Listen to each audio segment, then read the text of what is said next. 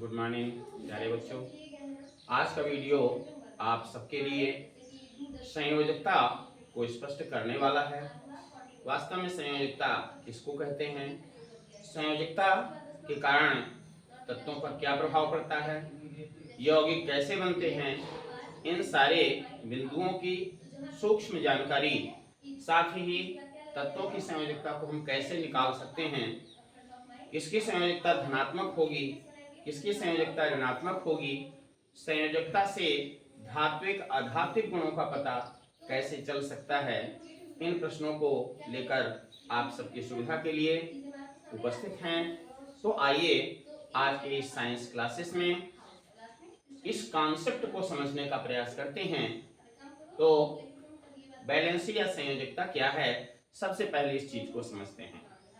सभी तत्वों के पास में परमाणु ये क्या करना चाहिए, परमाणु क्रमांक होता है। सभी तत्वों का एक निश्चित परमाणु क्रमांक होता है। यह परमाणु क्रमांक इलेक्ट्रॉनों की संख्या को व्यक्त करता है। जितना परमाणु क्रमांक होगा इलेक्ट्रॉनों की संख्या भी उतनी ही होगी, यह निश्चित होता है।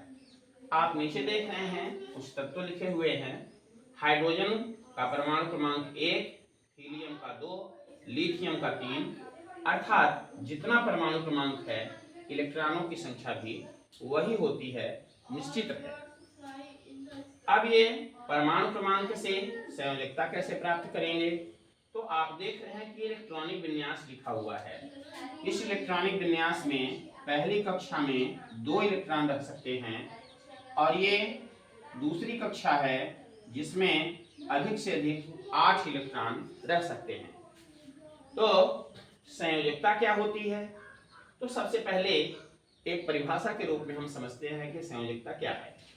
तो किसी भी तत्व में उसके सबसे बाहर वाली कक्षा में आप देख रहे हैं ये पहली कक्षा है, क्योंकि हाइड्रोजन का परमाणु क्रमांक 1 है, एक ही इलेक्ट्रॉन है, इसलिए सबसे बाहरी कक्षा ये पहली कक्षा ही मानी जाएगी। इसके अलावा हीलियम से लेकर के, हीलियम के बाद से लेकर के लिथियम से और जितने भी तत्व हैं उनके बाद आप देख रहे हैं ये दूसरी कक्षा जो है वो बाहरी कक्षा है। इधर सोडियम से आप देख रहे हैं ये तीसरी कक्षा की शुरुआत हो गई।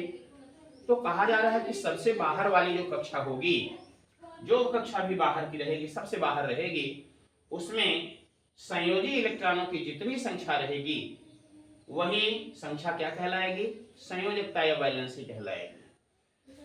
बैलेंसी में आप देख रहे हैं कि संयोजकता हमको कैसे निकालना है या संयोजकता किसी तत्व की हम कैसे प्राप्त कर सकते हैं।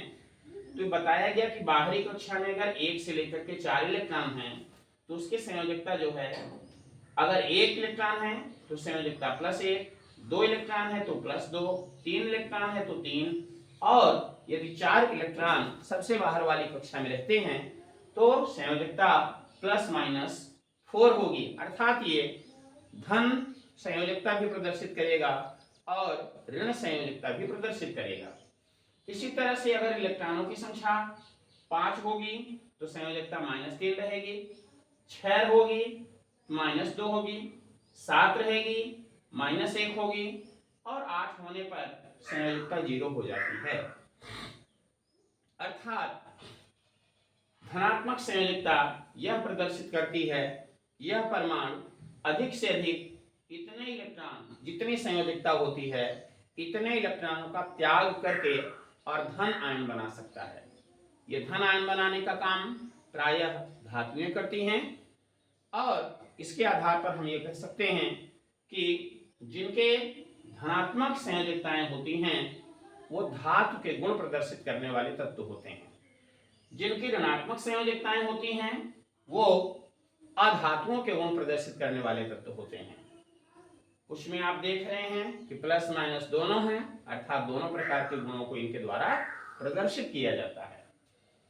तो इस तरह से धातुएं क्या होती हैं, धनात्मक संयोजकता प्रदर्शित करने वाली, अधातुएं क्या होती हैं, ऋणात्मक संयोजकता प्रदर्शित करने वाली, और इन दोनों के बीच का गुण प्रदर्शित करने वाले जो हैं उपधातुएं, इस तरह से धन और इन दोनों प्रकार की संयोजकता को प्रदर्शित कर सकती हैं।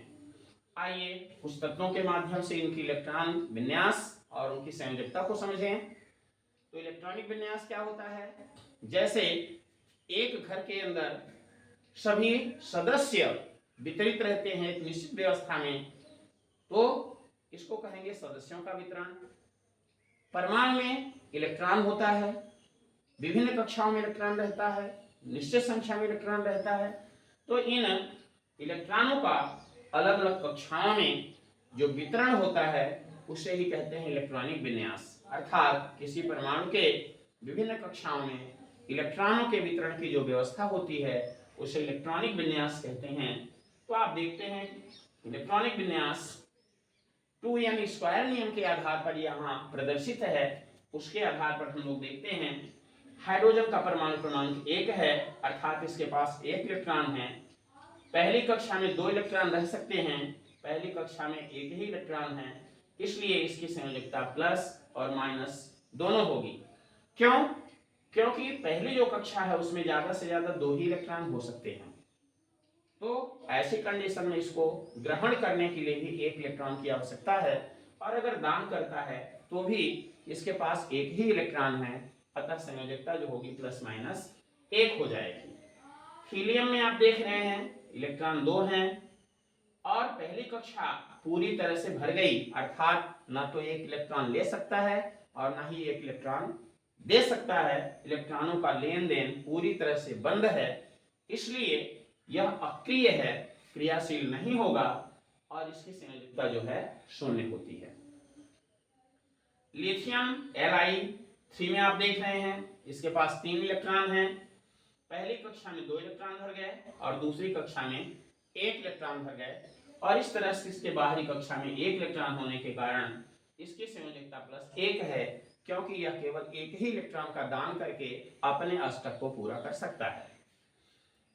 ये देखिए बेरिलियम का परमाणु क्रमांक 4 है, पहली कक्षा में 2 और दूसरी कक्षा में 2 इलेक्ट्रॉन हैं, इसलिए इनकी वैलेंसी प्लस 2 है, क्योंकि ये 2 इलेक्ट्रॉनों का दान कर सकता है।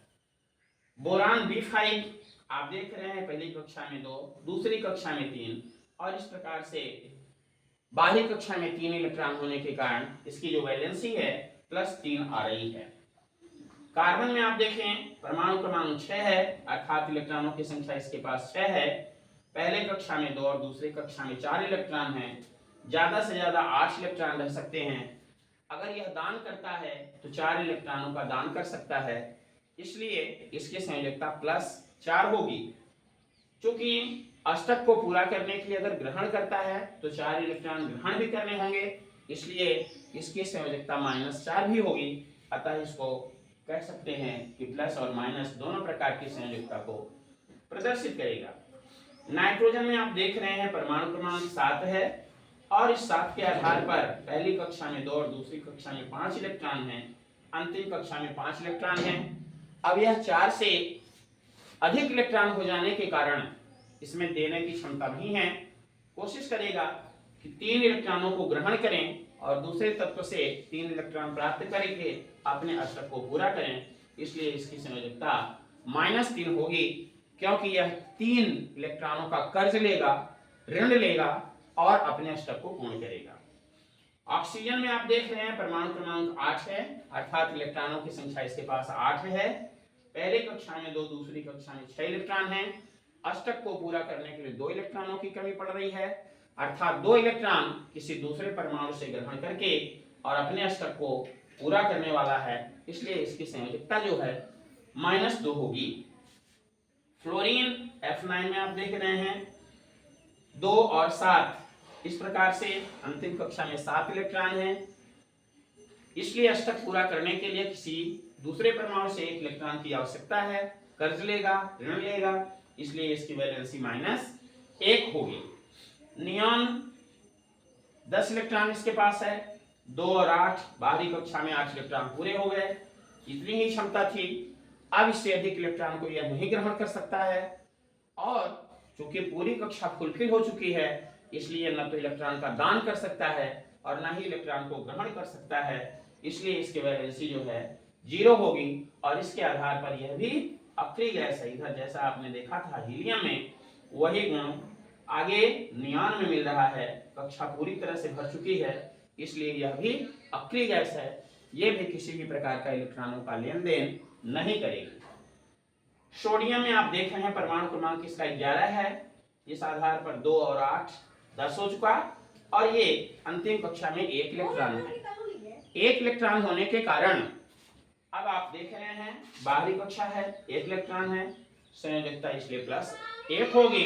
इसमें धनात्मक गुण रहेगा, धन आयन बनाएगा और ये धात्विक गुण को प्रदर्शित करेगा। इस प्रकार से जो वैलेंसी है क्या होती है, कैसे प्राप्त की जाती है, संयोजकता से कौन सी जानकारियां मिलती हैं, ये सभी प्रश्नों का जवाब आप सब भली भांति समझ चुके होंगे। अगर कोई बातें और भी ऐसी लगती हैं जो समझ में नहीं आ रही हैं इससे संबंधित, तो आप कमेंट बॉक्स में जा करके अपनी समस्या को लिखें। हम लोग प्रयास करेंगे कि आगे के वीडियो में उन समस्याओं का समाधान करें। यह वीडियो आपके लिए है, आपकी सुविधा के लिए है, इसलिए हमारे उत्साह को बढ़ाने के लिए वीडियो को आप जरूर देखें, समझें, और अगर अच्छा लगे तो आप कमेंट में उसे लिखें, और इस तरह से आगे वीडियो को शेयर करें, सब्सक्राइब करें, जिससे और लोगों की समस्याओं का समाधान हो सके। धन्यवाद।